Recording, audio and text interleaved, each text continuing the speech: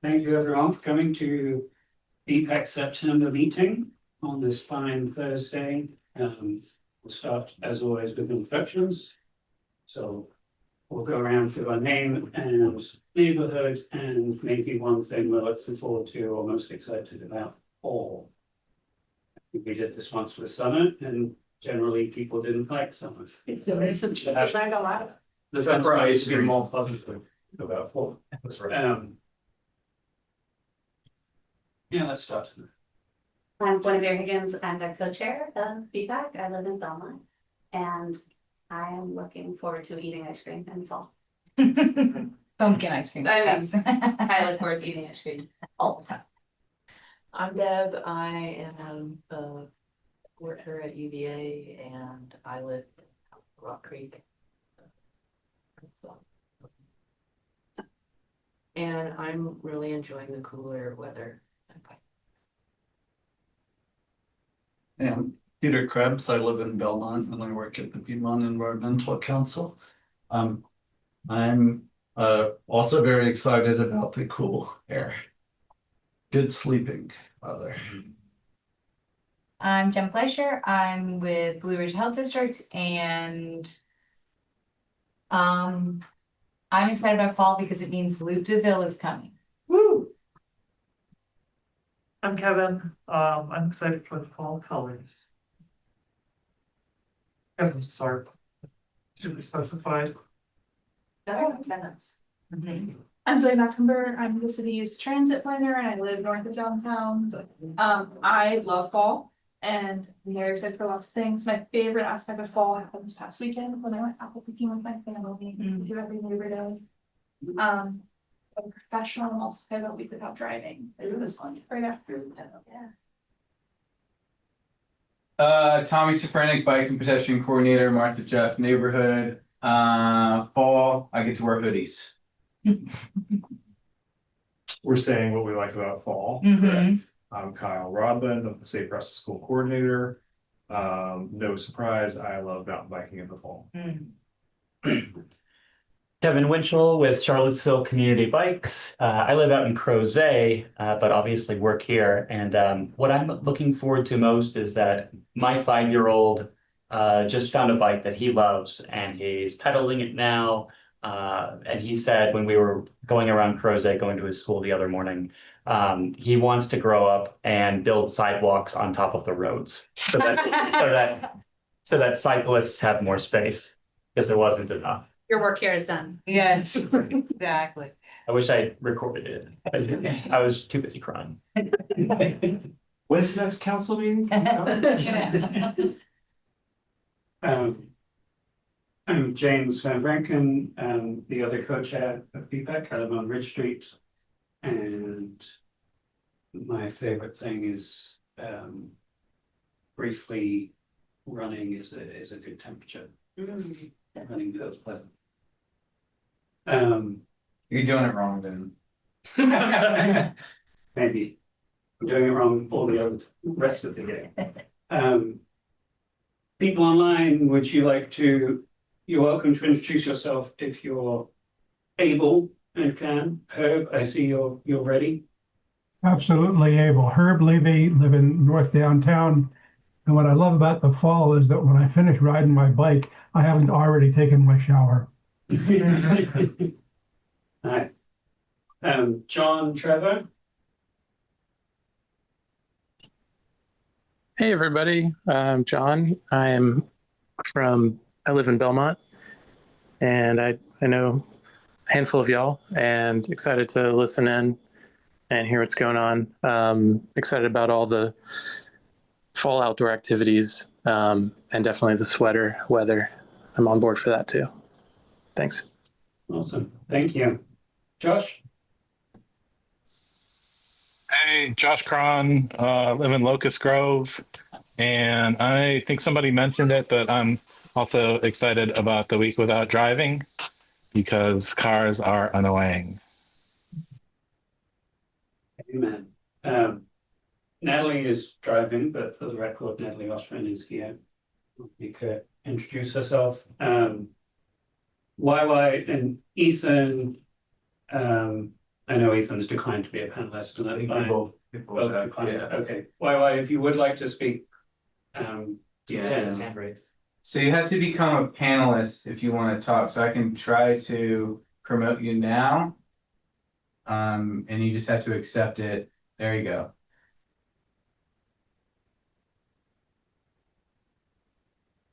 Hello, Hey, hi. my name is YY An. I live in North Downtown area, and I moved in from Bloomington, Indiana about 3 months ago. And yeah, I ride bike, I walk, ride the train, Awesome. yeah, everything. Thanks for being And Wyla, you're on a new committee. You're jumping right into transportation. Do you mind just saying more about that? I haven't heard anything other than I was kind of selected as a member of the new transportation committee, citizen advisory committee, I believe. But I'm not entirely sure what that entails yet. Thank you. Look forward to hearing more about that. Josh and Ali, you've just joined. You're welcome to become a panelist if you'd like to partake in the conversation, but you don't have to. Tommy will send you an invite to that shortly. Let's move on to the agenda and meeting notes from last month. Does anyone have any comments or any objections to those? Okay, lovely. Does anyone have any public comments they'd like to make? Tommy, have you invited Ali and Josh's?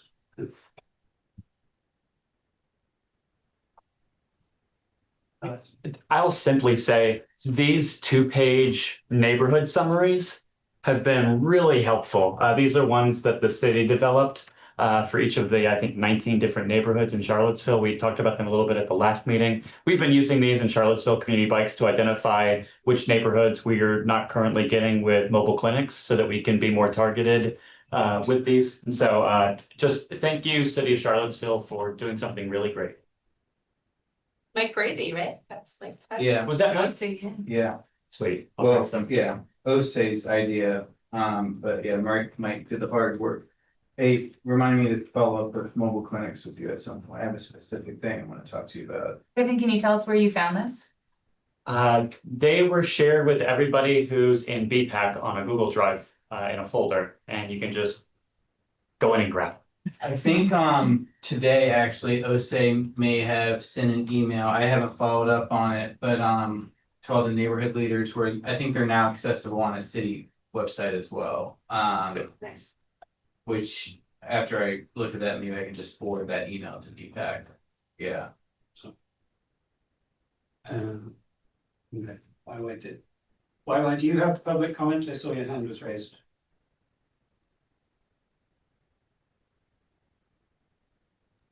Sorry, yeah, I was having a call. I just want to share like brief kind of first impression of Charlottesville coming from Bloomington, which I would say have a little bit better infrastructure in terms of like bike path.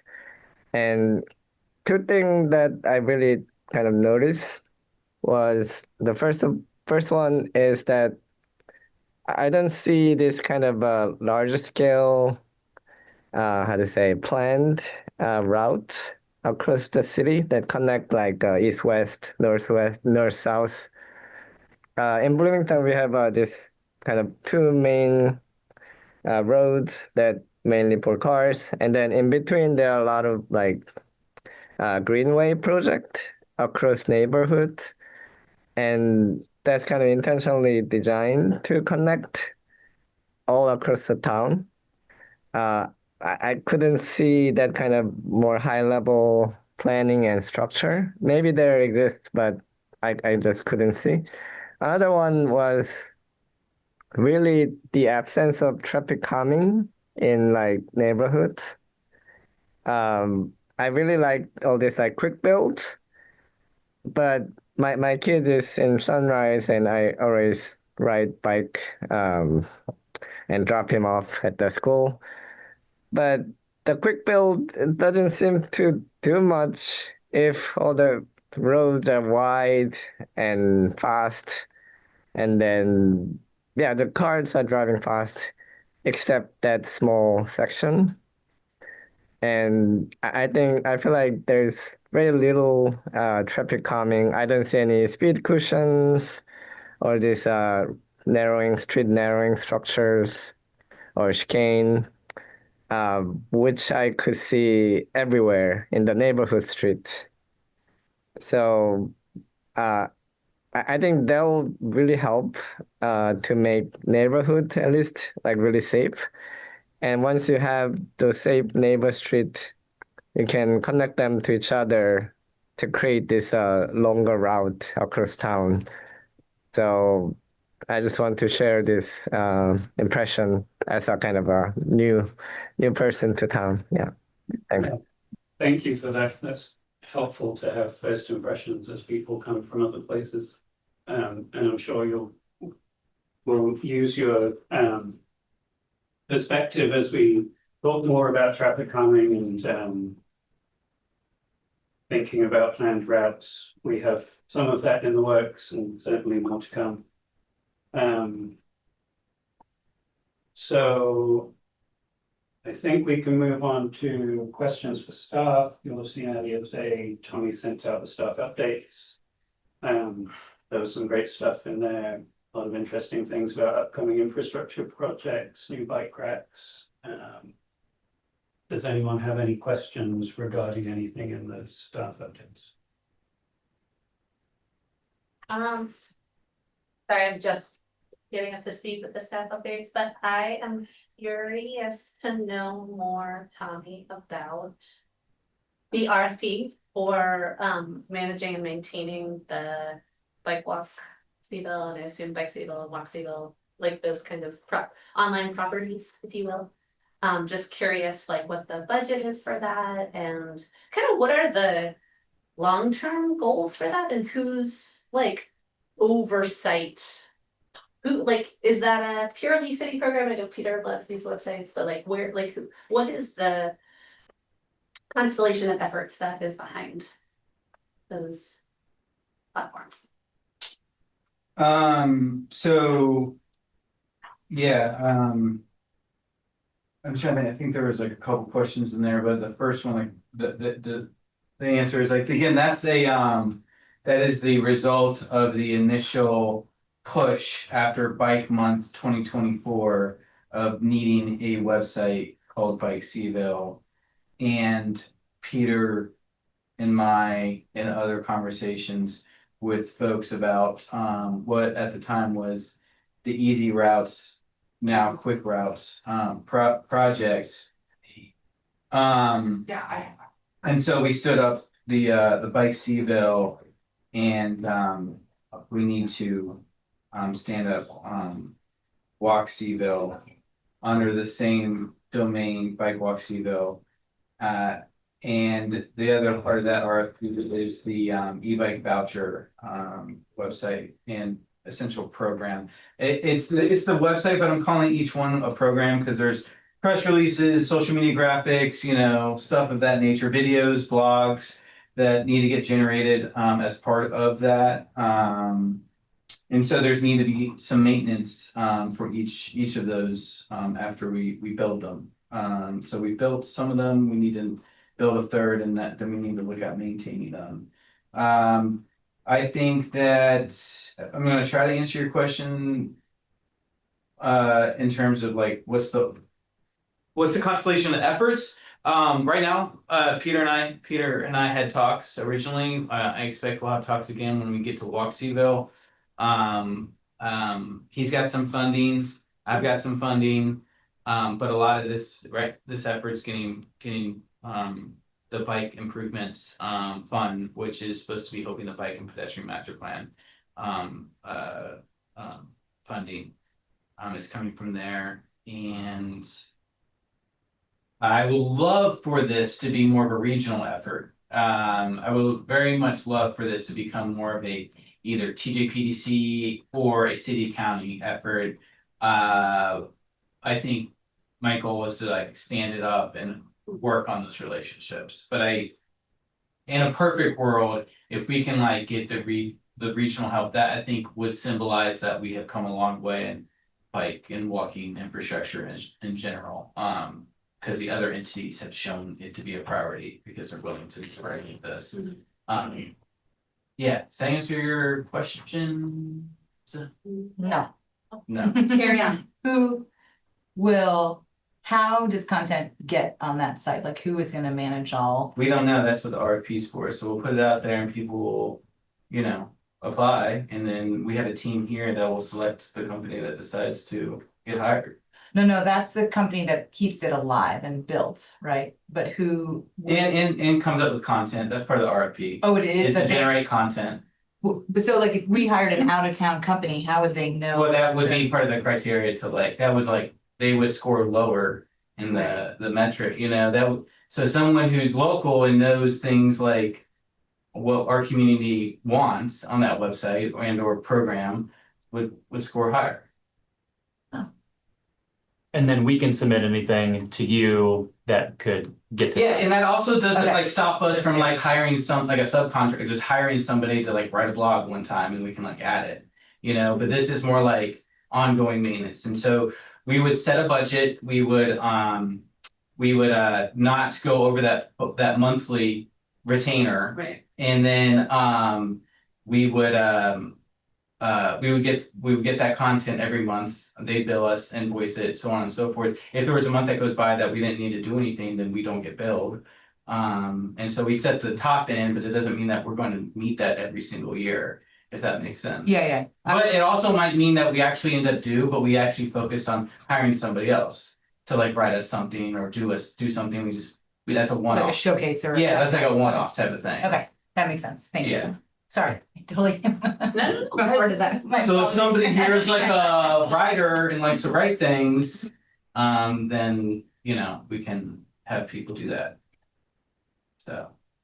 And what's the budget? Do you have a budget, right? Um, We need to see what. I talked to, I think we've had some budget talks. We're in the middle of working with procurement on writing the RFP. And as I'm learning more about how that goes, I need to talk more with Ben about what our budget ultimately is. So yeah, I don't have a specific answer for you about that. Because it's been a little organic with this decision making. I can be, let's build a thing and then worry about it later type of attitude, but which I've done, but now we need to be a little bit more thinking long term. Yeah, I guess that's kind of where my question resides. So my ultimate goal is we have, if you look at Bike Arlington, Walk Arlington, Bike Arlington, heavily used, a lot of great resources, Walk Arlington, not so much. Right. So there's a lot of stale content on there. I don't want to be that. And I also want to make sure that we are, I'd rather have relevant information that is helpful and good and not a ton, and evergreen, not as opposed to dumping stuff all at once on there. So if anybody, if a dad says, where do I go to teach my kid how to bike? They'll go there. If a tourist comes to Charlottesville and is where do I go bike? They go there. So there's just helpful, relevant information on these sites. Okay. But then it really needs a strong social tie-in, so that would be part of Well, that. right, because no one's gonna find. No one's going to a website, so. Yeah. But that would be part of the RFP, that they would manage the social Yep. too? Well, there is a social, it depends on what their proposals look like. They might come back and say, we'd be willing to manage. But I haven't had discussions with the city about or Peter for that matter, how that would work.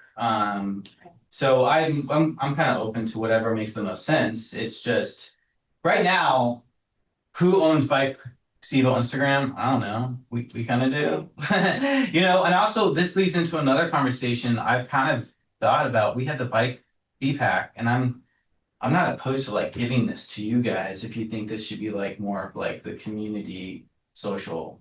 Well, I guess my instinct is can this live in an organization and not outside the city and outside of this group, because this group is basically not a thing. Right. And maybe the city funds it.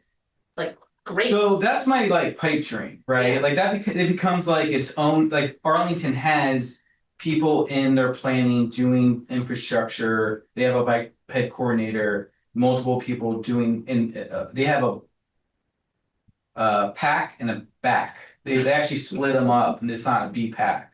And so they split them up and they have liaisons for each one.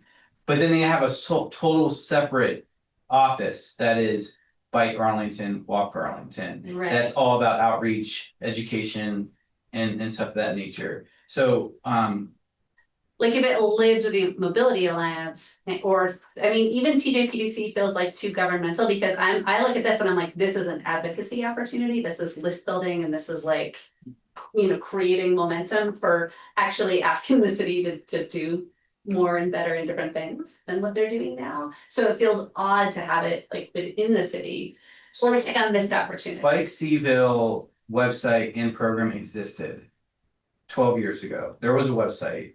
And you know, advocacy, you know, waxes and wanes, right? Like, so that's gonna happen. I know what you're saying, but I see this. I mean, I could be wrong, but like, there can be advocacy within the city government. Like I am constantly advocating for stuff within my own city government, right? So the purpose of Bike Seville or Walk Seville is not advocacy. Sorry, that's just not the purpose of it. The purpose of it is to be a information hub. And then whatever advocacy entities exist could run that hub. But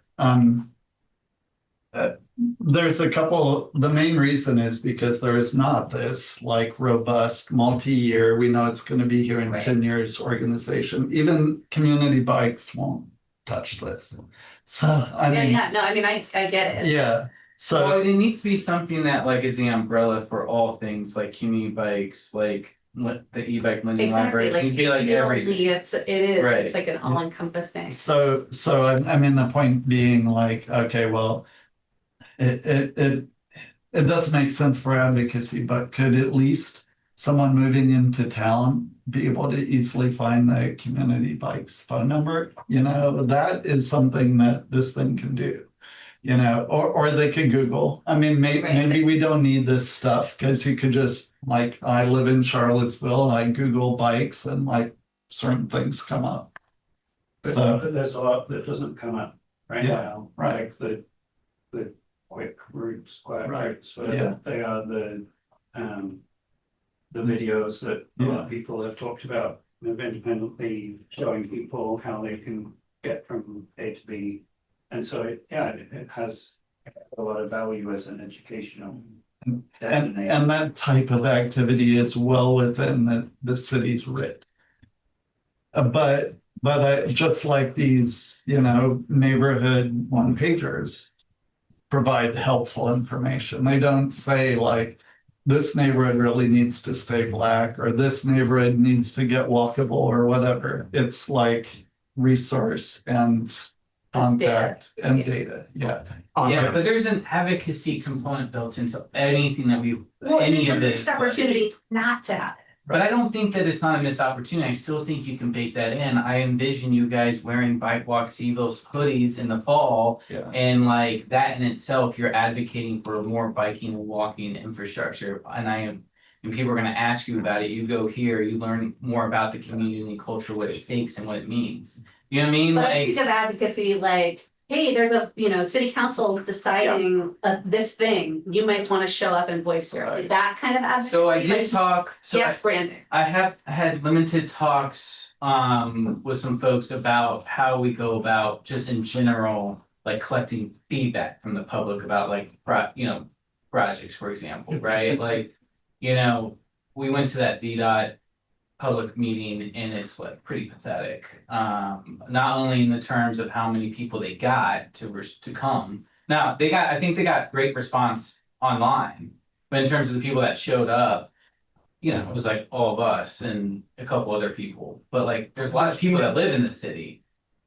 For the VDOT STAR study at Ridge McIntyre, And it's like, and they just check the boxes, right? But even when you went there, like a lot of people don't understand, like, what really is this? What are they doing? Are they about to build this tomorrow, next year? Are they gonna build this at all? Like, so there's like all this kind of like minutia that's confusing to people. I don't know if what I'm thinking is Bike Walk Seaville does the thing, and then our city websites can maybe do a better job of helping to communicate that. And right now it's trying to be both. But if I can kind of live and move stuff over to Bike Walk Seaville and make our city pages a little bit more useful and effective, being more targeted in that type of response, or that helpful, if that makes Yeah, sense. or to find the things that you would expect on a Right, city website, right. rather than like, Can one of the Joshes speak to how many hours of actual work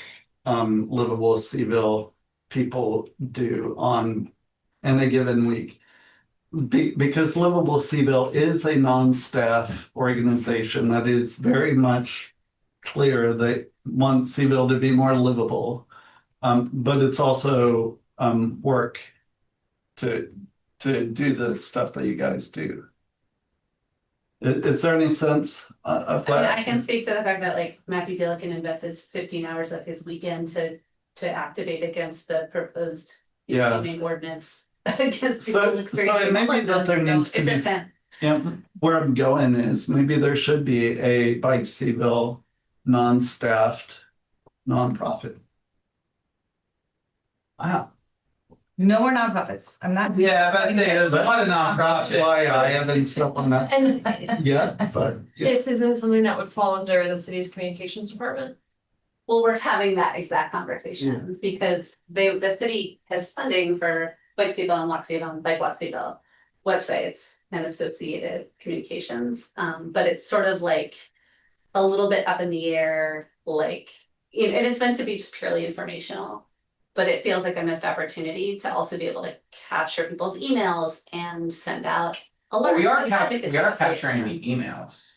Right, but it requires some ongoing staffing and it requires like towards a vision or a goal or a mission, right? Like if it's within an organization, let's just imagine for a second that it was in Community Bikes, right? Then all the advocacy could roll up to Community Bikes' mission. Yeah, I guess I'm not I'm seeing this gray area of advocacy versus like, all the other stuff. And I think you're making this hard line between advocacy and all the other stuff, like I think it's I feel like all I'm doing is advocating and I'm not an advocate, right? I'm a city employee, right? So Well, exactly, so it's a little complicated, especially if like, let's imagine the city does something that all of us are really actually pretty pissed off about. Right. But Yeah, and what That's a better way of happens? phrasing Never it. happening again. Instead of Thanks, Jack. advocacy, is it like Bike Seaville, Bike Walk Seaville, when it's kind of owned by the city, can't be critical of the city. Like it can do some advocacy work, right? I think BPAC is like that component. I think, let's have this further discussions about maybe how to employ like specifically the audience of Bike Walk Seaville. I think Because I think that's like really the specific question. exactly. Because I think in a perfect world, we've got the city and the county TJP put some money in a pot and we have one or two full-time employees on this. They have a little office downtown and they are constantly, and they lead guided bike rides. They're doing all this stuff. And they're the ones running the show when it comes to Bike Walk Seaville. Kevin. We were talking a few days ago about what BPAC is kind of all about, what it could be, and those sorts of things. And this makes me think of that conversation a little bit. And I wonder if I see like a little bit of a vacuum in what this is shaping up to be. And in a vacuum, you have an opportunity to fill it with an idea. When people work on that idea together and they say this is what it could be. And so I wonder if this is an opportunity for BPAC to be able to take over a bit of responsibility for Bike Seaville and to be able to deploy these resources, these assets in ways that align with BPAC's mission, including for advocacy, but also especially for information sharing. And so maybe as we figure out more of what we want BPAC to do in the future, we can just include this as part of that mix as another lever that we have to pull. The setup of Bike Seaville was for BPAC to be the board. Yeah. Makes sense. Bike Seaville, right? And this is an advocacy organization. This entity would never ever say you should sacrifice sidewalk space for more parking, no matter how much analysis, no matter what the analysis says. Nothing like that would ever come from this group. Therefore, it's an advocacy organization, which is okay. This government, like the decision to have a well-ordered society, is already an advocacy decision. You know, decision that we should pursue housing everybody. That's a normative decision. That's so it can be somewhat advocacy, but it couldn't say, you know, council member X has to go. Certain other organizations might be able to do that, But we could get people to show up to a meeting to express their opinions and let them know Right, where just the be like, meeting if you is. have an opportunity. without any shyness at all. Well, Yeah. because it says we're an advisory committee, so we're supposed to help the city do the work that we want seen. Mhm. But usually the only advisory committees I've seen, so it's not a lot, my sample size is very small. They have an advocacy arm to their advice, so the group is advising the main organization. And then they have usually a side, not usually, sorry, in my small sample size, they had a side advocacy group that when the advice was not being followed. So it didn't have a conflict of interest so much in advising the government group, because they were the experts and the government group needed to know what they were doing. And but that group that was giving advice wasn't advocating. It was a subgroup of that larger group that was advocating. So yeah, maybe I don't know why. I think it also depends on who you're advocating to. Like if you're seen as a resource for the city, hey, we're checking in with you all, versus getting the public to advocate to the city or being an advisory board directly to the city. That I think that kind of outreach changes. Like if collectively BPAC is like, hey, council, we're a little nervous about this stuff, and that comes from the people on BPAC, versus, hey, public, council's gonna do this, show up and say that. That is, I think, two different advisory wings. Okay. And I don't know if that would be at cross purposes or if it would be both acceptable, or we decide we want to do one or the other. And I think if we decide to do specifically advising council on something, then that would look like the BPAC formally has this opinion about this policy versus getting people out to do stuff. And I don't know exactly where the conflict of interest line lies, but to me, the advocacy option goes two different ways there. Advocacy and advisory. Yeah, your first option being more of what Tommy does on the daily, like, hey, guys, we should do this, and I work for the city. Yeah. And yeah, I'm an expert. And that second thing is Who are the guys in that it scenario? does happen. Yeah. But it's Who are the guys in that scenario? When I say, hey guys, who am I talking to? Yeah, your boss, Gotcha. who's a great advocate as well. Right, yeah, but I know what you mean. We've only got three guys Yeah, back, so. we can table this. I do have some ideas I've been willing to, yeah, we can table and then. Break out at mobility summit. Right. Excellent. Yeah. Sorry, do you? Well, we don't have to always now, just remind me to at some point to talk about like future meetings and space where we go and whatnot, so. Okay. Does anyone have any other quick questions for staff?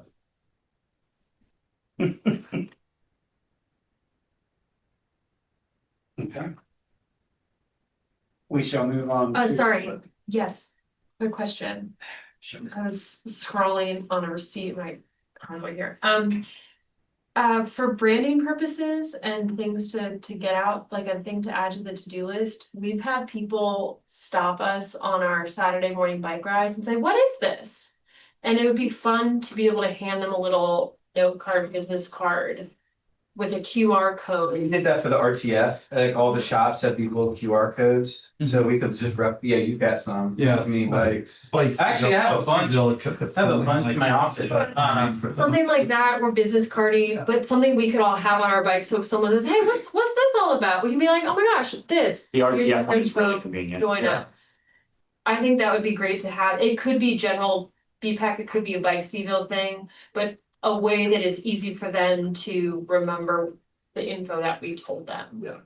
I have a question about that. If you're handing something out, telling somebody this is what this ride is, does that then require somebody to be in charge of that ride and see that it is consistently happening? Right, where does the QR code go? I think if the QR code goes to Bike Seville, That's why we need Bike Seville, so there could be a place for X QR code. Oh, for QR I'm codes. talking about the bike ride itself and like managing the bike. Yeah. Right, like what if it's not happening? Like what happens if I get a QR code, I'm like, oh yeah, we ride on Saturdays, and then I show up, 6 months later and it's a Saturday and nobody's there. And I'm Yeah. like, I mean, it could be like, here's more info about like events that are happening. This is one of them. Check the calendar for updates. So we need to pay somebody to keep that calendar alive. That's the That's the reason we RFP. have this RFP is because like we're depending on a volunteer that would get interested in other things or move out of town or whatever. Now there's now a contract. We know through December 31st, this thing will be maintained. And we need to, before Yeah. the Saturday bike rides go on that calendar, we need to check with Ben if he wants that to be a permanent thing. Okay, I get your point. Yes. yeah, my point is Those are like special. another thing for someone to manage. And, because it's like, if you're gonna advertise that something is happening, you have to make sure that it's happening. Correct. Yeah, and there's this thing that we've flailed, we've tried multiple ways, and like we decided that paying somebody is what has to happen. So, and it's from the advocacy perspective, it's a real loss to have somebody go and like land on an out-of-date webpage or whatever. Totally. Tony, there's a question from Josh in the comment. Oh, sorry. The question is, are we still on track to bring the Fifth Street Bikeway to council this fall, or is that a placeholder? Reviewing cost estimates and draft designs for options for reducing project costs, looking at using in-house labor for deployment as opposed to more expensive contractor support, and opportunities to reduce material costs without sacrificing safety and operational benefits of the design. Anticipated council date is not yet confirmed. Yes. Placeholder. Or is that a placeholder on the So staff update? That update, it says October. But I think it's the same as the previous month. Yeah, right. That's why I asked Ben to give me an update after I shared it with you all. So that was the update after he shared it with me. So he's saying there is no, we don't know when we're going to bring it to council. okay. I think the cost of some of the materials we're trying to determine how we're trying to figure that out with public works and engineering right now. So yeah, that's my last memory of where we are on that project. Okay. Thank you. Just on the way here, I was coming up Fifth Street and I saw two bicyclists going south, one going north that I passed on Fifth Street, but then passed me on Ridge and like never saw him again. Yeah. So again, you were going north. On Fifth, I passed Yeah. him in the bike lane, but then we got held up at Ridge and he zoomed by and I was probably the only car being like, yeah. Oh, I see what you're saying. Yeah, so we got stuck at the right in the traffic. That happens, every day. Yeah. That's, in fact, one of the things I want to do on Bike Walk Seville is to have like what we talked about, which is car versus bike across the city, who gets there first. with a very What time? responsible and. 5 o'clock Friday, during and Peak transit. Town Orange. Yeah. Transit and traffic. Transit play my car. Because there are no bus lanes. Yeah. Awesome, thank you for all that, that was very productive and good. First special item, neighborhood walk audits, and you want to take it away? Sure, so, my apologies that I didn't get this in writing to you guys ahead of this meeting, so I'm gonna kind of read it to you, and what it is, Charlottesville Area Alliance wants to help create a portal of walk audits for city staff to use to quickly determine quick build improvements or others based on those audits and have them at the ready all the time.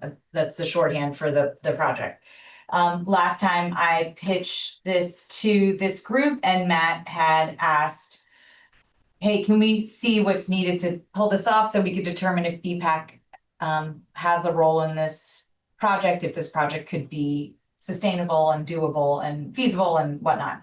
So I have, and I will share this so that it can circulate, but this is a really rough sense of what maybe what it takes to do ongoing walk audits to create a big portal of or encyclopedia or catalog of walk audits to have on hand. So it takes about, I think it takes 5 humans or 5 roles.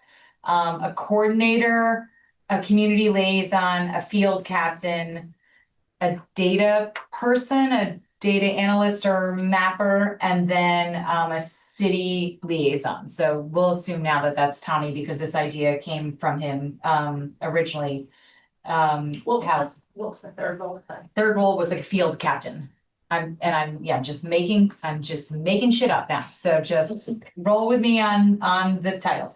So the Kids are watching, Jen. oh, sorry, it's a family affair. So the coordinator is setting the calendar, running the signups and waivers, sending the summaries, writing the report that eventually gets filed into this catalog, and then helps to create an online portal. Maybe it goes through Bike Walk Seaville, where the public can kind of hold the walk audit accountable, because I've added into this proposal kind of the future self of what happens to this catalog.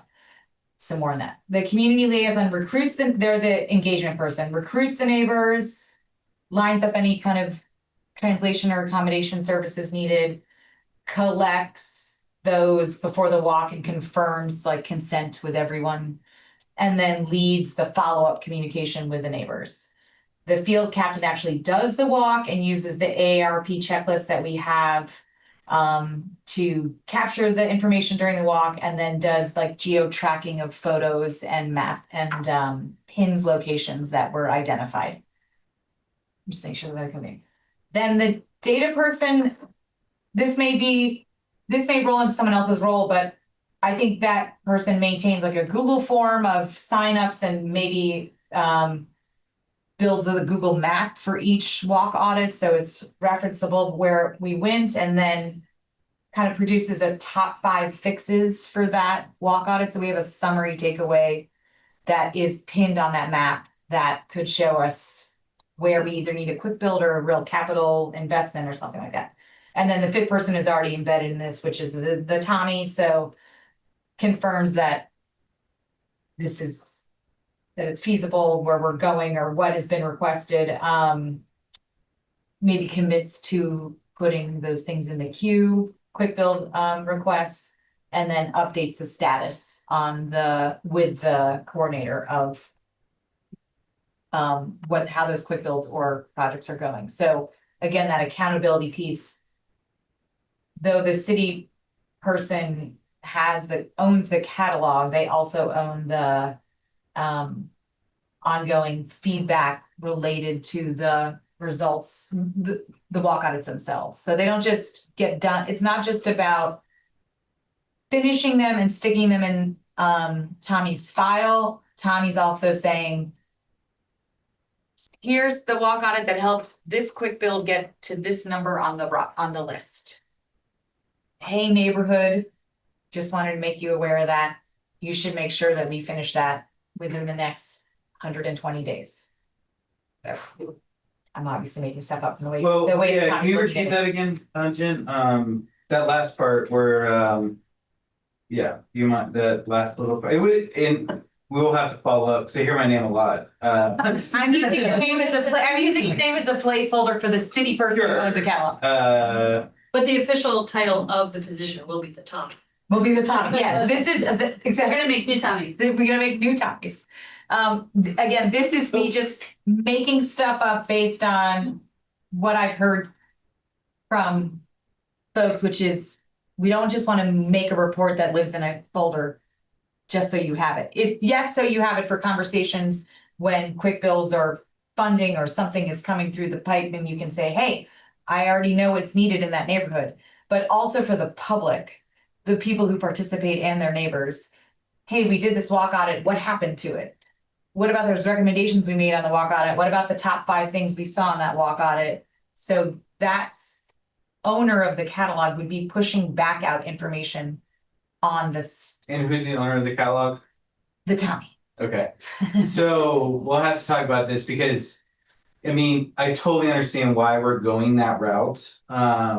We may want to go that route that Jen is making up right now, yes. Yeah, but I don't have implementation responsibility. I don't have the ability to go do stuff. I wish I did. I wish I could, control resources and get things done. But I don't, and so I don't want to set up unreasonable expectations. And I also don't want, but I do like the idea, and maybe we can find ways to do this, of like the transparency component, right? So like I view this as like, oh, give me the walk audits. Now I have these things at my disposal to advocate for these things getting built in the meetings that Kyle and I and Zoe are a part of, right? So, but that's not very transparent, right? That's not, people don't see and understand the work that's being done behind the doors and whatnot. So I get that. We might have to figure out a way to do both things. We need to sit down and like look at I it. think we talked previously about part of the transparency being letting folks know the summary of what the neighborhood said. And then maybe when things happen. There definitely needs to be that. We need to do a better job of like telling the story, describing that. But like if we use this most recent example of moving forward, like we did a bunch of meetings, we came up with a bunch of projects, we said we're gonna do a survey, we said we're gonna do this, we're gonna say it, and then like, it was decided above my level, we're not doing that, we're not collecting feedback, and that was a big, how's Guinevere would say, what did you say? It was a lost opportunity, and totally upset, but Ben and I didn't have the ability to change, that. So I think what's within the scope of power for the Tommy in this situation is informing planning priorities and shaping. but you also are, requests. but these are also the advisory, not to Tommy, but to the city. So like there might be ways that you all might want to talk about how to be advising the city, and maybe that's through me somehow, but I'm just saying like maybe our power changes, or what we're able to do and not do changes through you advising the city. Yeah. If that makes sense. And I think I didn't think about that as, I really thought about it as tracking progress that was completely outside of your department, but purely for the accountability and transparency. Yeah. So It's just Yeah. been hard to do that. Yeah. Even when I'm trying to do it, there are systems in place to track, but they're not being done really in a way that they need to be done better. And I did hear you speak about transit bus stops in that example with the AARP. But if that is one of the key takeaways, is which stops are really high need areas. The way that can be implemented in the planning process depends on what stage we're in the planning process for. So if this is a walk audit, catchment audit that happened while I'm in the middle of doing my prioritization scheme, it's easier to include it in a list that is part of the deliverable, that is part of a project that's happening the next year. Than if this walk audit happens after that year is concluded, and I'm going back and editing the bus stops that I've already provided prioritization. I think the bus stop catchment is definitely part of this. This was just more like, Well, I'm what more so making a role- point yeah. about like, if the, depends on when you stop. yeah, you're saying the So- pacing of that particular audit, yeah. What I will say, Zoe, is you're gonna find out that you think there's this timeline, then all of a sudden a month comes by and city council said, no, this is important now. And now all of a sudden, Yeah. we have to like, and what would be really helpful in those scenarios is if we had a whole bunch of audits on hand, ready to rock and roll. So that we have the comment, we know what the people from that community want to see out of X, Y, and Z. Case in point, Rose Hill, we're about to do a paving plan and that totally speeds up what we were gonna do in that neighborhood. And now if we had all these walk audits, we could like go into the planning right now. You know what I'm saying? So like, you're totally right, but then also the other thing's true, where like, you're gonna be, there's gonna be stuff that's thrown at you. So I think if one of the key parts of the Tommy / BPAC role is purely accountability and transparency, post and storage, right? We got to keep these things. Then you can just be clear about that. Like this walk audit happened in winter, which we wanted because we wanted to see, but right now in the planning cycle, we won't be able to act on these 5 things even with quick bills because there's snow on the ground. So we'll check back with you when it's there. I'm you know. thinking a period of years, not a period of. Oh, sorry. Okay. And yes, you can. Before we talk to you. Oh, yes. Like what's Sorry. the person that's in what they can, what's BPAC doing in all of this? No, this was given, the request of me was like, tell me all the roles and then BPAC will decide which one we're the best fit for. Okay, So we have to decide, do these sound like the right roles? Does this give this the deliverable that you would initially envisioned in your mind? I did a little workflow, we don't need to go over it, what tools we need, whatever. That could be done monthly, but maybe, it's reviewed yearly, sorry. So we could say, hey, BPAC's gonna be the number 5, we're gonna be the Tommy, or we're gonna be the community, we're gonna be in charge of community liaison, because we're all from different neighborhoods.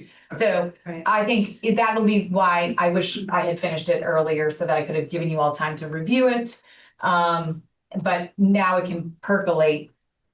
I think it needs 2 rounds of comments. One, is Jen close to what you think it takes to do walk audit to give us the deliverable as defined by Tommy, which is this catalog that I need on demand all the time?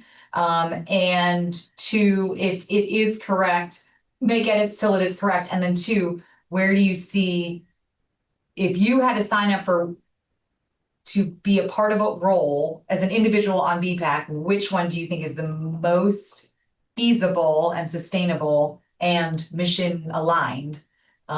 Put your vote in and we'll talk about that alignment next time we meet. Or we can say, sounds great, Jen, seems like a paid job. Peace out, keep moving. This is not a good fit at all. So like a walk audit is a community engagement tool, right? And I feel like you've done an awesome job of operationalizing what is a walk audit, how ought it to happen. But I don't understand how it fits into a larger framework of driving change. Like having a walk audit, well, filling up a binder, like having the neighborhood fact sheets, for example, be accompanied by a walk audit from each neighborhood.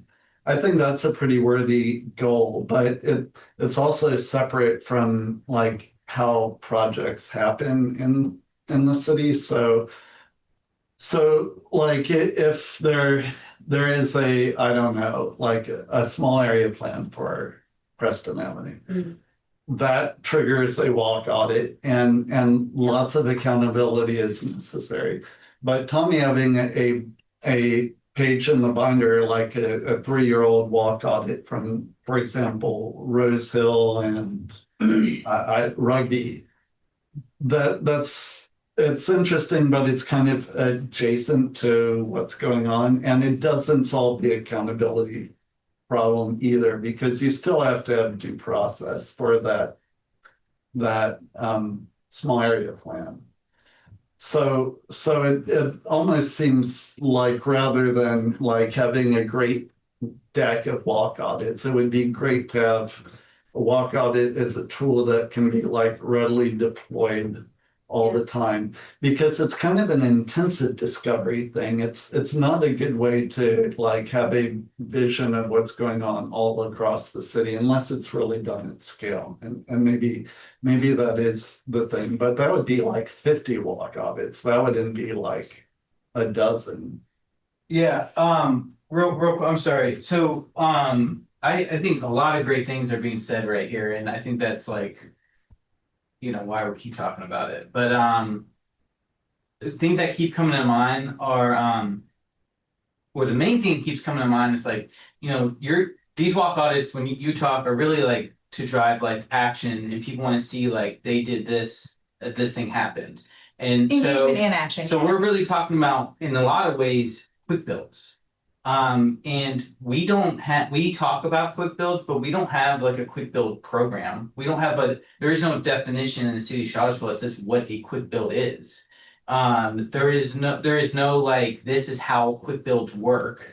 And it almost makes me feel like you're almost starting to develop that program. Yeah. Exactly. And to Peter's point, what he's talking about when he's talking about there's a small area plan on Cherry Avenue or wherever else, that's looking at concrete. Oh, when they do the walk audit there, they can be like, that quick build worked, that quick build didn't work.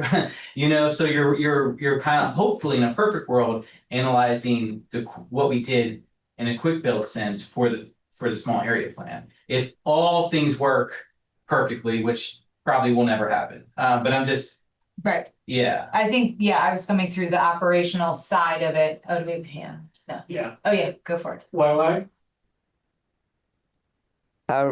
Regarding quick build, I'm wondering whether you have a dedicated team or resource that can just keep churning out those quick builds and experiment and just keep doing it. I think a lot of success, like for instance in Bloomington, a lot of success was kind of having a constant program that just keep running. And in doing so, the team build expertise and then reduce the cost of a long term. And then it just get better and better. At Bloomington, I keep talking about Bloomington, but their Greenway project, at the beginning, I think it took more sessions to get the design right. But then after that, it's just keep churning. There's a traffic calming, relatively cheap but very effective measures on neighborhood streets.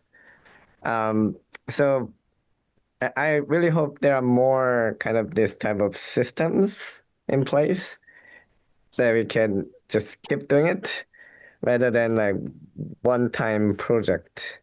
And also, like if I go to like Sunrise School on the way, I do see so many places where parked cars like blocking the view and making really dangerous. So like it's well known that Hoboken, for instance, reduced the fatality to 0 by just doing really good job at what they call daylighting. Yeah, daylighting measures.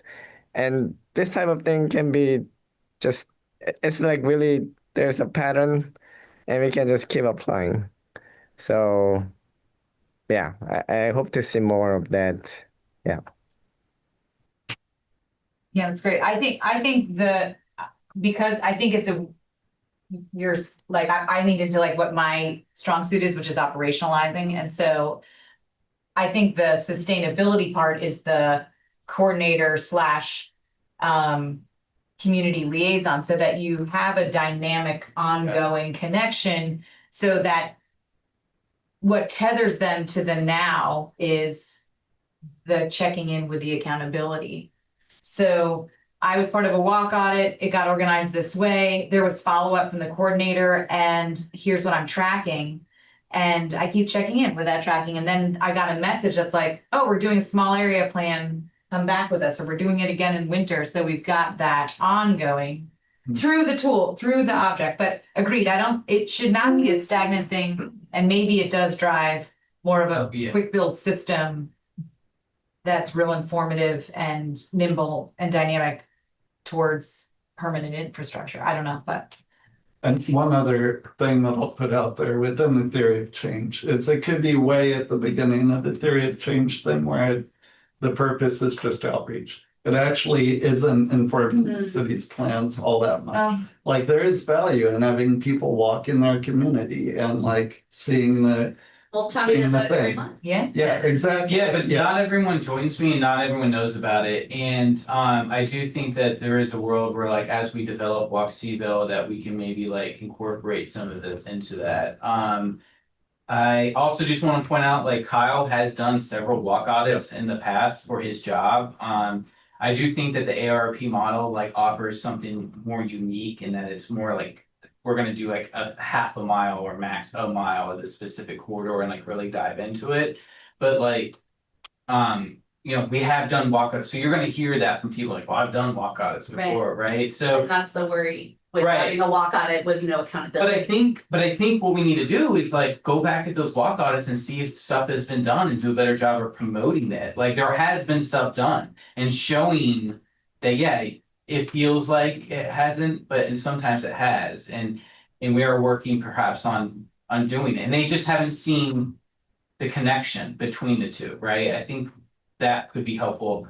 There was one other thing, I know we need to jump to something else, but Well, adding the. the other thing you said is like, the other thing that the, you know, Kyle's walkouts have done in their typically, you know, with schools, you know, I'm really interested to see walkouts in winter, in fall, in summer, in the morning, at night, when it's raining, so like. With a box, in the box, train on, yep, exactly. So, anyhow. One clarification I have about those rules, because as I was listening to you speak, I think I was assuming this would get replicated across each neighborhood, and I'm realizing you didn't say that, that was in my own brain. No. Where would the community relationships, because we spoke at the last meeting about where it would be appropriate to loop in neighborhood leaders. Where is that in the model that you've? That would be community liaison, and I filed all of that under recruits neighbors. So that liaison, and I didn't envision this being replicated. Like I was trying to make a very systematic like template that we could just keep replicating. So this week I'm the data guy and next time I'm the coordinator. You know, it could be that they are roles that, you know, one crew. I had originally envisioned this. We had the quick build crew here. What was it called? The quick build committee. Yeah. And I thought, oh, quick build committee should be the walkout committee. But you know, so this is where it all was born. But I think you're thinking of it right. Yeah. And we spoke at after the Rose Hill walk audit about the way that there are some neighborhoods that have leaders who have skill sets that are well suited to recruiting or actually facilitating a walk audit. And there may be other neighborhoods that have strong connections that would personally be passionate about walk safety. So there would be some roles that are combined depending on who the person is and some roles that maybe they're. Yeah, maybe the community liaison needs to lean in more and like Belmont, we are just now forming a neighborhood association. Again, you know, so that would be one where the community liaison person has to lean in a little more and on others, maybe not so. And so that may be where you're like, okay, that's not a BPAC role, that's something else, but. You know, another thing just to throw at you, at all of y'all is, you know, the city has this traffic calming petition that they can give to Caleb, the traffic engineer for, and several petitions have gone over there. But like if the neighborhoods wanted to do a petition and then here's all of our walk audits like stapled to it, I think that there could be some like that could maybe help move things forward as well. Oh, that's interesting. So it's like, so you want a neighborhood improvement. Here's something that can be ordered up. Ooh, I don't know. I don't know what you mean by that. And I don't know. Right. I can't agree to anything. I mean, like Yeah, I, There are existing walk orders for their neighborhoods that the neighbors can attach to their petition. I'm actually saying the other way around. There's existing petitions right now that are. Could use some. Walk I the could board use- with walk- or the. Yeah. That's what I. We submit exhibit A, yeah. Yeah, and so Little like, data. so there's like some kind of discovery process that reaches wide that finds out where there are potential problem areas. And then a walk audit is applied to some subset of that. To really develop it, like, oh no, no, it's not a drain problem, it's a curb ramp problem or something like that, and save the city like a lot of money. So to just keep the time moving, I think I'll submit this to you guys in a way that people can make comments to it and add stuff to it. You know, with instructions, comments, and then a summary of kind of what we've talked about, the potential for these to be, and then hopefully we can filter down from there to not only decide should BPAC play a role, is there a role for BPAC, or but is this project one worth doing, and how is it worth it, and that kind of thing. So I'll try and How in your process, and sorry if I just missed this, but how are people trained in actually these 5 people, or maybe it's just one person, and actually doing the walk audit? that person is the field captain, so they get training in it from. Yeah, I don't have a trainer role right now, so we'd have to start somewhere with someone who's Or done a like walk audit, and then Right, then I think the inaugural field captain would probably, I would add that bullet to trains next field captain. If they're. right, but like, is there like cause it would be ideal to train like multiple field captains all at the same time, like Yeah. if there was a regular walk audit Training. Yeah. Hey, an opportunity for it them. feels like we're creating this whole thing. Does ARP see other municipalities that are doing this? I mean, I only know as much as that, what they taught us at the walk audit we did with them. I think they're trying to train the trainer by giving you that packet to follow. But are they, I think it'd be an interesting question to ask them if how other localities are going about this. You know, how it fits into their process. 'Cause Right. it really may be a case of like, you know, $10 million VDOT project. A box needs to be checked, that's a walk audit. Oh, I see, It might okay. be that. Yeah, maybe no one's giving it a livable, sustainable effort. Yeah, Correct. okay, got it. And if you are looking for other comps too, public health programs, especially at the graduate level, tend to do these, or they have the ability to do them. And I've been involved with some before down in Florida that we did in a community I lived at. And that was designed by a professor in public health program. And it was a graduate student's capstone project for their master's program. Awesome. And they did like 1 square mile. Yeah, right. Yeah. Public health and planning frequently intersect with environmental justice. Okay, entering, okay, I got my to-do list. Thank you. Thank you. That's good. Next item. We put the on is something that we wanted to not really get into today, but kind of briefly bring up today to discuss further in the future. You want to describe what you're asking, or do you have a better idea, or do I? Looking at this agenda, I'm like, I can go. I just saw you looking at me, and I didn't want you to have an idea of what I should be saying. So it's a common question in the last few years is, and we've touched on it numerous times already this evening, is what is BPAC for? What does BPAC do? What is the point? What is our purpose? And we've got a lot of momentum built in the past year or so, new staff, people who have come on more staff capacity, and very supportive staff, people who knowledgeable about these things, and that's part of the problem, that like, you need less advice than the city did 10 years ago, because you kind of know what we're gonna tell you. And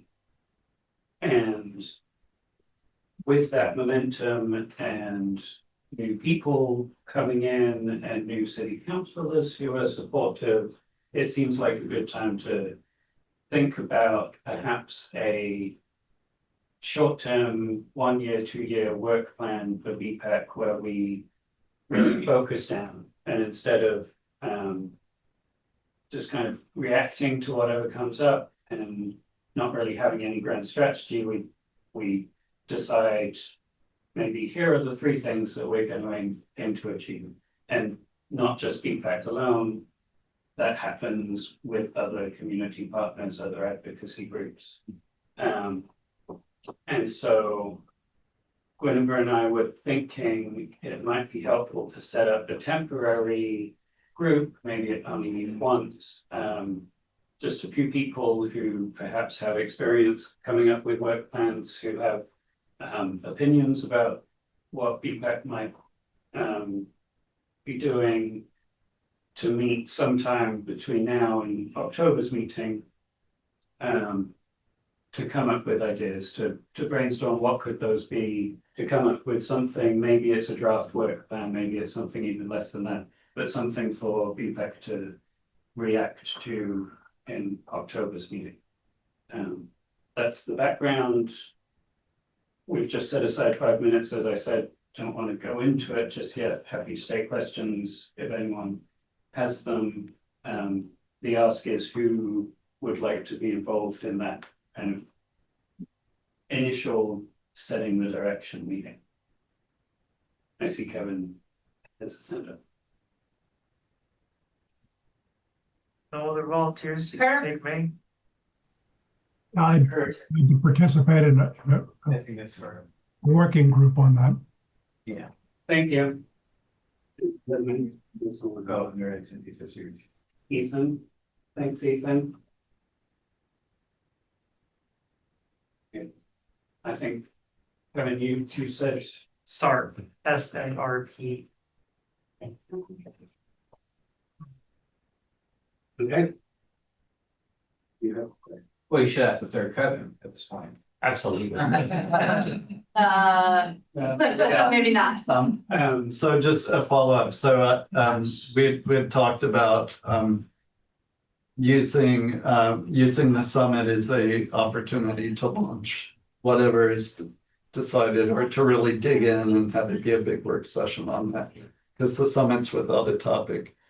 I asked Ben if the transportation plan would be right for some kind of reveal to the world as existing, and it gets started when would March be that time? And he said, ask me again in 3 weeks. So he has some kind of schedule that's working out that could also like go well with what you guys are doing, because city's transportation plan is an obvious work plan item for BPAC. Yeah. Awesome, thank you. So we'll communicate with those people who should. And can I just offer one more thing? This idea emerged from a conversation with Peter and Kevin, just around like, there's an ecosystem here of people who care about bike and pedestrian safety and accessibility. And, you know, we're all out there doing our work, and we have awesome people doing that work, and there's not a lot of coordination. And so is there an opportunity, is even BPAC a place for some of that coordination to happen, or is BPAC really just an actor in that ecosystem of activities around bike and pedestrian stuff?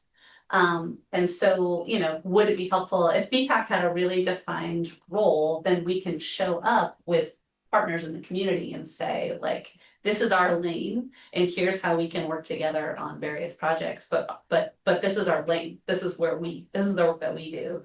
This is the work that we know, you know, Community Bikes is doing and Mobility Alliance is doing. And so just kind of really, it's like doing kind of a landscape analysis and trying to figure out, like, maybe we want to actually do some coordinated activities and set some bigger goals together. Yes. Around what we might do. Mhm. I think while you're having this conversation, you should be talking with Alberic and figuring out where the county fits in with some of this stuff. Like, I mean, yes, and like we're BPAC. For the but what city. does that mean? We're BPAC. Well, like we are the city of Charlottesville. And like, I would love for there to be a county, like, I don't think BPAC can do the county. I think the county needs to do the county. And we need to coordinate with them, but it would be amazing if there was a county BPAC. Okay, I don't disagree. I would love to know. Let's talk later. Let me marinate on that because we often hear the opposite at the same time, that the city and the county need to be talking about together and how all these roads and sidewalks and paths Yeah. all connect. 1000%. And if there is a county BPAC, then how does this BPAC and that PAC work together? And whatnot. So I don't know. And I'm a little, I don't know, worried that there's just not going to be the appetite from the county to stand something up on their own. And I don't think we can worry about the county. Like, I think as our BPAC, like, we have plenty to do. Yeah. So I hear you, and I'm all for, like, these are not, these issues don't stop when you get to the county line. And I don't know that we can BPAC. Is that in Peter's lane? 100%. Community bikes lane, maybe, yeah, probably.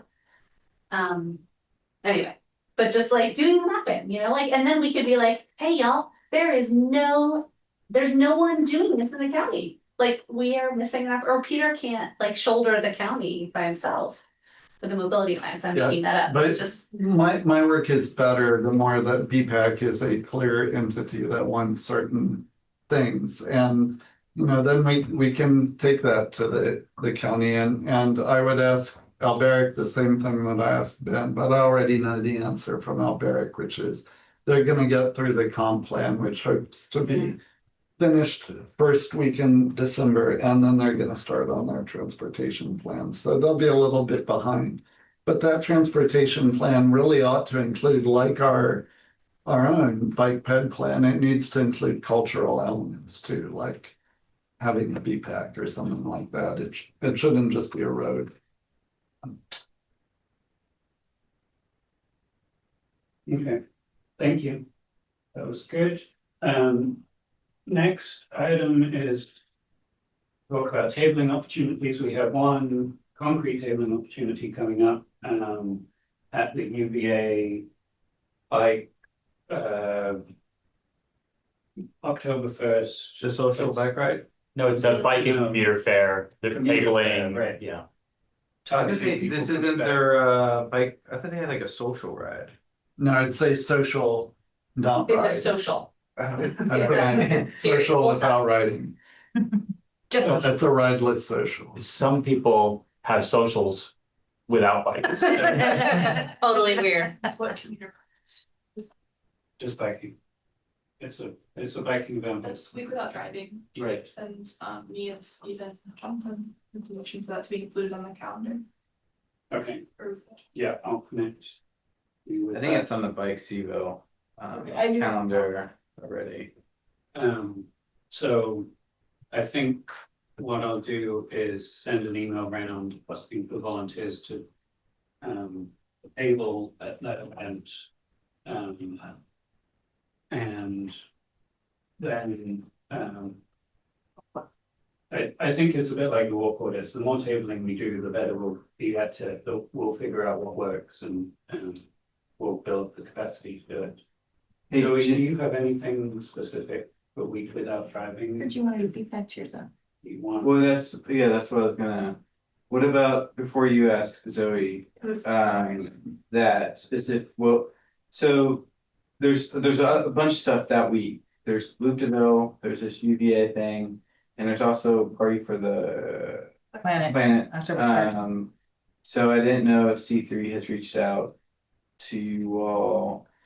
So for cheer zone, I don't think we have anything listed for Be Back to be a cheer zone. There's a need, but I think also what I maybe I think what your thing is, I've been trying to get a tent and table for them, a tablecloth, so when they do it, and I think one idea I have, if we're amendable, and I know we've been kind of pushing away from this, so maybe we don't want to do it, which is having some sort of bike walk table tent at RC. And one thing that could be communicated in a tangible way is a week without driving. I mean, if Kevin Great wants to idea. make his Right. cheer zone shared with that info, then I'm down, but we're on a hard no tabling for this loop to bill. So we need to talk about. I don't, I have to sign up to table it. you mean you've signed up for a cheer zone? No, for the Freedom Trail. Table.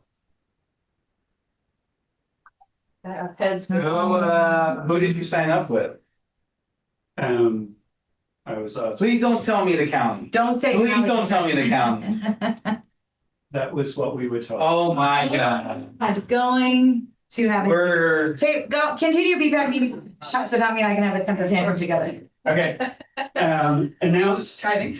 Yeah, how do we, that's a perfect round to tell the week without driving. So very, very brief, because I know we're trying to wrap the meeting up. Week Without Driving is September 29th to October 5th. That's a Monday to Sunday. The challenge is for participants to sign themselves up to a commitment to not drive themselves in a personal car for that 7 days. If you fail, that is okay. You can still participate. It's as many mode switches as you can handle. There's going to be support coming out with resources to think through your trip planning and trying to convert to public transit where you can. Also hoping to gather some journey user experiences in some sort of way that can be a capsule and continue to be talked about after Week Without Driving. The events that will be kind of championed or where people will be in a room together are going to be Loop to Bill, which is actually 2 days prior to Week Without Driving, but you can still take the bus there. We're hopefully signing people up in different cheer zones. Cat should have some merch, like a pen that says Week Without Driving that we can hand out for folks who do sign up. So there's some tangible, visible icon. And then Week Without Driving starts on Monday. There will be potentially a UVA event on Wednesday, I guess. And then Wake for the Planet on Friday. And other media coming. Everything is through the landing page on Livable Seaville. And several logos are getting added as we speak. We just kind of coordinate all day. Are you already working with UVA? Have not reached out to you yet. So I'll forward Shannon's email about the Yes. event. Yeah, That go went ahead. out today. I'll send it to you. Please do, yeah. Great. Yep, and I plan to reach out to UTS and a student president of the Student Planners Association to see if there's interest in other, just sharing, right now, sharing information and encouraging folks to take commitment and yourselves thinking about how you might get around where active transportation, not your primary mode. So And not maybe just- bingo too with prizes at the end. Yes. Yeah. Excellent. Feel free to use to send things to the email list. And Yeah, can I leading up to it. put a plug in for the BPAC email list? I feel like there's so much more of this kind of thing that can get shared on the BPAC list. And I know I am not always awesome, very terrible actually at sharing things with the BPAC email list, but it seems there's like Okay. over 100 people on that list. They all care about this stuff. And, like, if we're not kind of preaching to our own people, then anyway, we can do better. Let's do better. So we should do it directly. I thought it was maybe their process, but we can just directly write to everybody. If you Oh, are okay. on the email list, Okay, great. anyone can do that. Awesome. Okay. We'll pick you up. Do it, Jen. We'll pick you up if you. send- Yeah, except if you're trying to find like discounted gutter cleaning, then you're off. Yeah, what's up with that? What's going on? Wait, stay focused, stay focused. Anything else in here? Yeah, the first time we've had issues. Okay, I think that just about wraps us up. As always, if anyone has any requests for agenda items, the next meeting, feel free to let me know. Does anyone have any other quick announcements? Can I just highlight really quickly on Yeah. the agenda items that this was the first month we included transit items and they're towards the end. So if you haven't had a chance to read it for this meeting. Oh, on the staff Oh, report. for the staff. Yes. That was awesome. Thank you. If you all haven't already completed and given back the little CCB survey that I handed out to everybody, please just take a moment and do that. It'll help me design cool t-shirts. Are you gonna share this with the VPAC lister? Yes, now I will. Turn it into a Google form. Oh, no. Sorry, I was so stupid. Okay, anything else before we go? Well, so I need to, moving forward for our meetings, it would appear that, I don't know if you noticed, our last meeting, we had a meeting waiting for us to end. Right. And when I went back to look at the availability, it looks like I'm assuming kind of added on to theirs so that we some buffer time. So we don't have the option at this time for the remainder of the year at City Space. It's been this day at this time for as far as if you go back and look at the meeting minutes, I think it's always been the first Thursday at 5 o'clock. So I don't know if we want to entertain. I also don't think, I mean, in some ways, like the City Space door is locked as well. So people calling this phone and going over there, in some respects, is easier for me to let people in. Now, there has been talk about like not allowing after-hour meetings in this space. Yeah. But I don't know where else we can go if that were the case. So I'm pushing for at the very least doing our BPAC meetings here for the time being. Yeah, so we'll be here for the near future at least. Right. Then we'll see. Okay.